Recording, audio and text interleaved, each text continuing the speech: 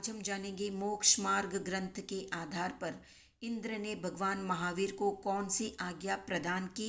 इससे संबंधित जानकारी के बारे में जानेंगे। तो निग्रंथ अनगार जैन साधु किसी भी आवश्यक वस्तु को ग्रहण करते हैं तो वस्तु के स्वामी की आज्ञा के बिना ग्रहण नहीं करते। वे प्रत्येक वस्तु उसके मालिक की आज्ञा से ही ग्रहण करते हैं और आज्ञा देने वाले 5 प्रकार के होते हैं।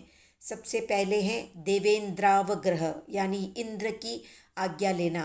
जिस वस्तु का कोई भी प्रत्यक्ष स्वामी न दिखता हो वो वस्तु दक्षिण भरत क्षेत्र के साधु साध्वी को प्रथम स्वर्ग के अधिपति शकेंद्र की आज्ञा लेकर तृण, सूखापान, कंकर आदि लेने चाहिए। शकेंद्र ने पहले से भगवान महावीर से निवेदन करके अपनी आज्ञा प्रदान कर दी है। दूसरी आज्ञा ली जाती है राजावग्रह से यानी चक्रवर्ती राजा की आज्ञा से। भरत आदि 6 क्षेत्र में चक्रवर्ती का राज्य होता है तो वहाँ आवश्यकता होने पर चक्रवर्ती की आज्ञा प्राप्त की जाती है।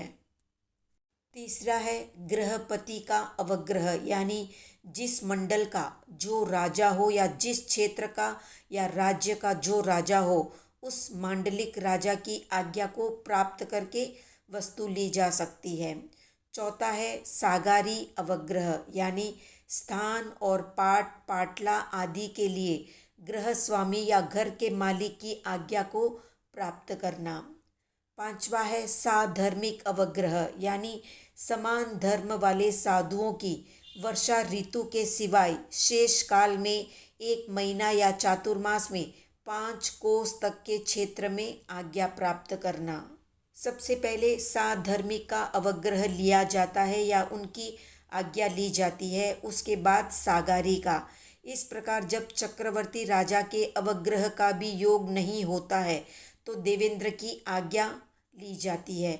अगर देवेंद्र की आज्ञा होने पर भी राजा की आज्ञा नहीं है तो वो वस्तु स्वीकार नहीं की जाती। इसी प्रकार राजा की आज्ञा होने पर भी गृहपति अनुमति नहीं देता है और गृहपति अनुमति दे भी देता है किंतु सागारी आज्ञा नहीं देता है तो भी वो वस्तु एक जैन साधु के लिए निषेध रहती है यानी वे उसका इस्तेमाल नहीं कर सकते। और अंत में साधर्मी की आज्ञा के बिना चारों की अनुमति व्यर्थ हो जाती है।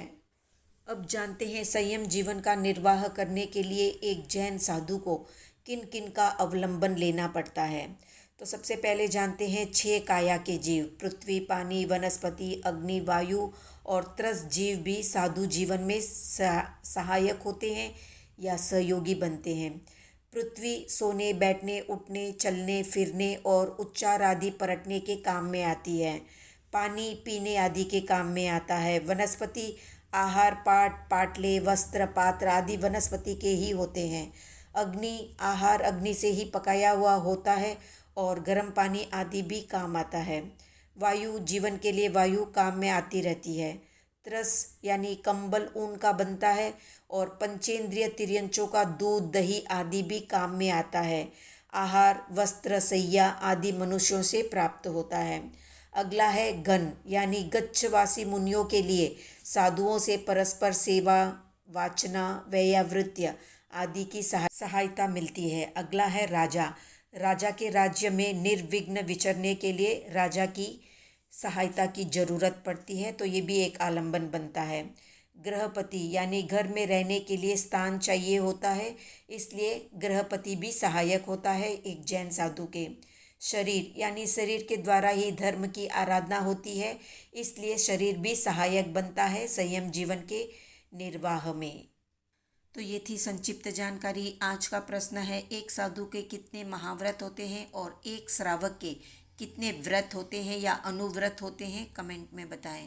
वीडियो पसंद आया तो लाइक, शेयर, सब्सक्राइब करें।